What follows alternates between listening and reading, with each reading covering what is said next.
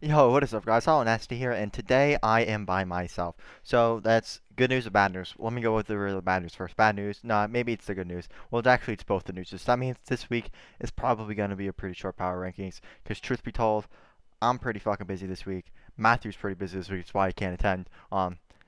Yeah, so you're gonna get the most budget version of power rankings we've had so far all season long.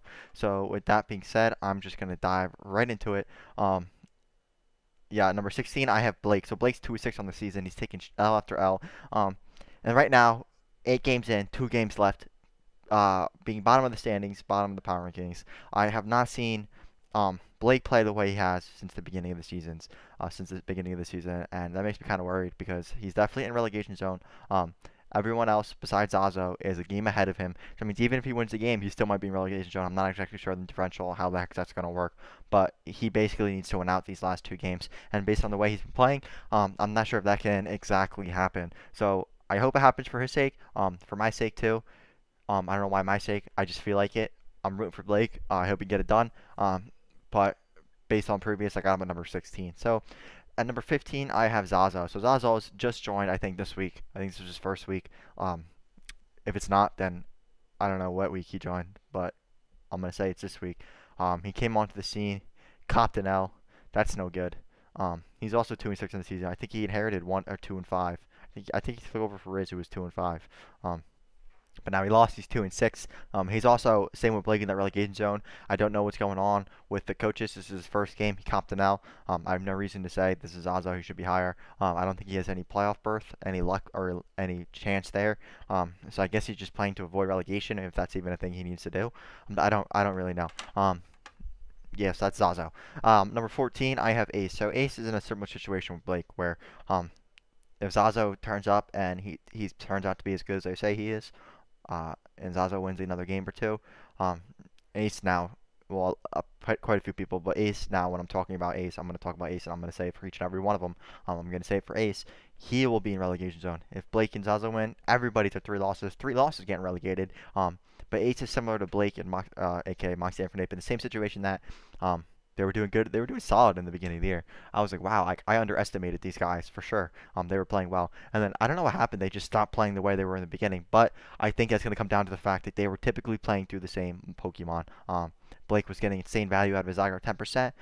Ace was getting insane value out of his Apollyon, and while it looked great and while it was good, once people started prepping for them, they started to fall off. So I've been saying it a lot now. I hope they change it up. I hope they get their shit together and they fucking win games. I'm lazy. 13, I have Chris. I don't know if Chris won this week. To be honest, let me check.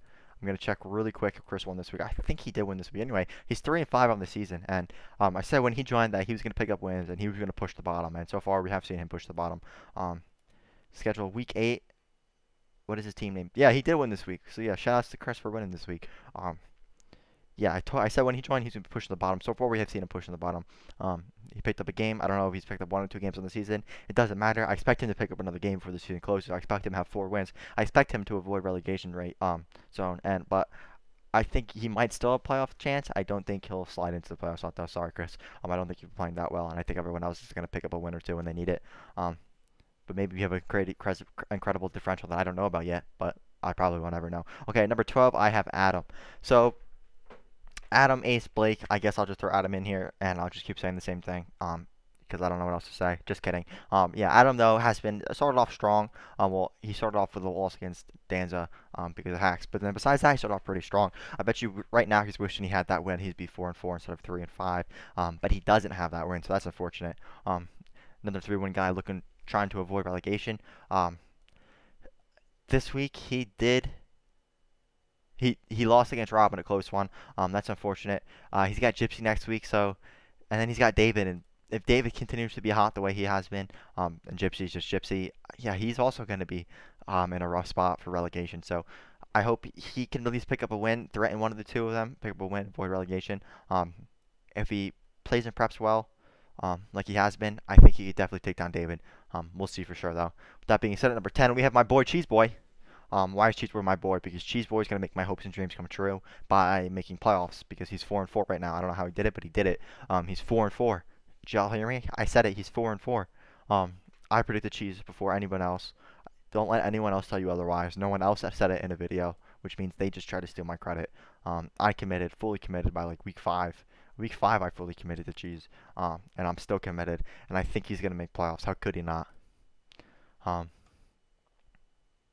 yeah, he's been playing well recently. In the beginning, it looked like he was not really vibing with his team. Um, but it looked like he figured out what the holes in his team were. He's been prepping, filling it up, making plays he needed to get by it. And I think he has a good chance to be a playoff contender.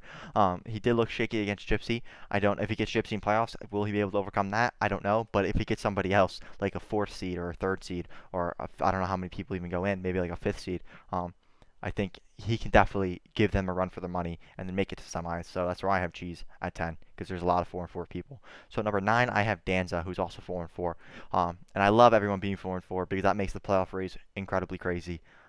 But Danza this week, he just lost a really close game to Matty Brawlock. So hard to fault him for that one. A 0-0 loss is just rough. Throwback to when Showdown used to call it a tie. Now it doesn't. That's kind of lame. It should be a tie, in my opinion, because everything died. Alright, anyway. Yeah, incredibly close.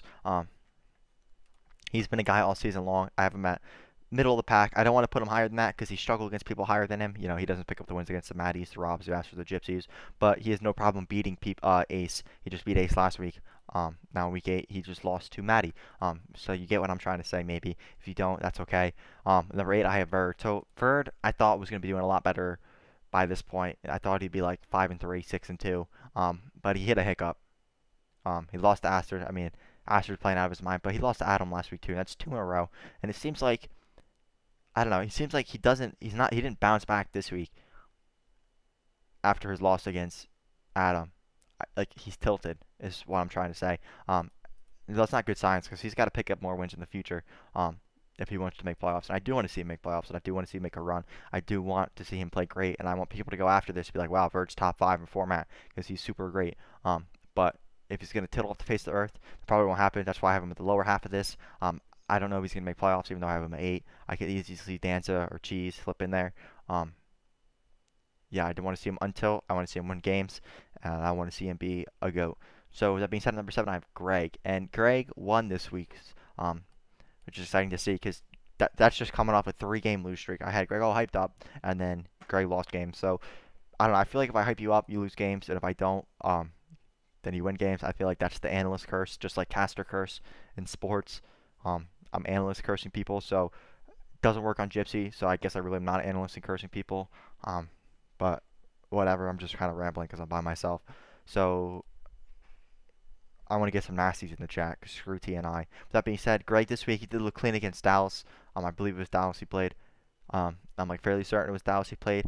And next week he's got Chris, and I definitely think this is a winnable game for him. I want to see him win the game. I want to see him get back to his dominant winning style, not just his winning style, but his dominant winning style. I want to see him pick up wins. I want to see him go into playoffs, and I want to see him flex on people like he did in the middle of the beginning to middle of the. Well, I guess it's more just the beginning of the season. With that being said, at number 6, I have David, and David has been fucking climbing the rankings. How did he make it to number 6?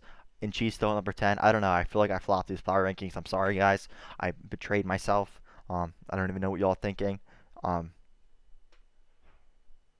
but he just won another game against Merc, and Merc's doing pretty good for himself. So that's pretty impressive W. So I hope to see him continue winning. I want to see him continue winning. I want to see him be 6-4 by the time we get into playoffs, and I want to see him just tear through playoffs and be like, look, I figured out how to use Cresselia, and I can use Cresselia now, and now I can win games. So as I said, these were budget power rankings. You're going to get what you get, unfortunately, for you guys, whether you like it or not. Number 5, we have Merc. So Merc's 4-4. I really don't know what to feel about Merc. I just kind of put him here because he's 4-4. Truth be told, I feel like he only wins because of hacks, and then I also feel like he only loses because of hacks. So how does that happen? That's a great question. That's one I'll never answer in my entire lifetime because I don't know the answer to it because I don't know where to place Merc. Is Merc good? Is Merc bad?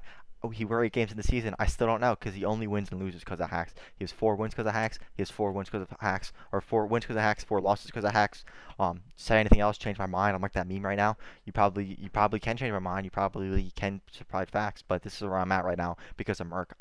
Really unfortunate to see him take this week 8 loss. I wanted to see him continue winning so we can get someone else who's dominant like Aster and Gypsy, but it just doesn't seem like we're gonna get that. Well, I guess maybe we will get that, but not with Merc.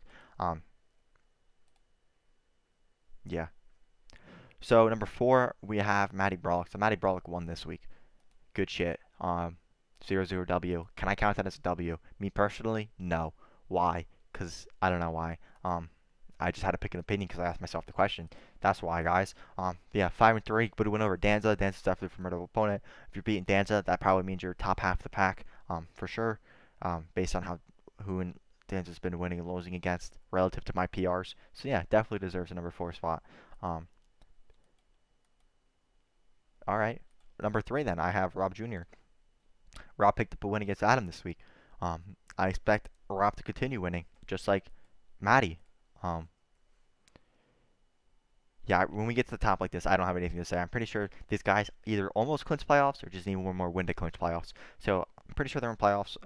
If you're in playoffs, you're probably going to be top half of the power rankings. That's typically how those go. So yeah, these guys are kind of just up here, but just wait till we get to Aster at number 2, because I'm going to have even less to say about him than the other two, because he's also just winning games. Beat Verve this week, very big W. As I said, these are budget power rankings. I have nothing to go into about sets they like, sets I like, sets they don't like. You know why? Because they won their games and they've been winning a lot of games on this season. So clearly, I have nothing to say. That's like, what do I need to say? Nothing.